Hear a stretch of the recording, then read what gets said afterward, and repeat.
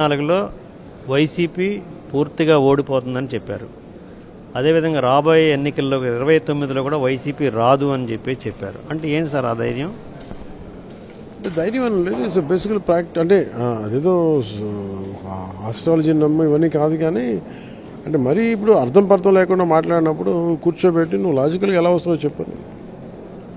ఇప్పుడు వాళ్ళతో నాకు ప్రత్యేకించి నేను పదే అన్నిసార్లు చెప్తాను, నాకు ఎవరితో కూడా వ్యక్తిగత విభేదాలు ఉండవు. కానీ మీరు ప్రజాస్వామ్య వ్యవస్థ కానీ ప్రజలను కానీ భయభ్రాంతులను చేస్తే దాన్ని ఐల్ టేక్ మై స్టాండ్. అంతేగాని ఎవరి మీద వ్యక్తిగతమైన నాకు ద్వేషం ఎవరితో ఉండదు. కానీ మీరు వ్యవస్థలని సగటు మనిషిని ఇబ్బంది పెట్టి రాజకీయ వ్యవస్థని ప్రజాస్వామ్య వ్యవస్థని మీరు ఇబ్బంది పెడతా ఉంటే మటుకు then will have own strategies. అది హౌ అనేది అది ప్రాసెస్లో తెలుస్తుంది. సార్ ఇప్పుడు అన్నీ మద్యం కుంభకోణం మీద అరెస్టులు జరుగుతున్నాయి. ఇవన్నీ రాజకీయ కుట్రలే తప్ప మద్యం కుంభకోణం జరగలేదు, కేవలం కావాలని రాజకీయ కక్షపూరితంగా చేస్తున్నారని చెప్పేసి వైసీపీ అంటే వాళ్ళ ఉద్దేశం వాళ్ళు సంపూర్ణ మద్యపాన్ని నిషేధం చేశారు.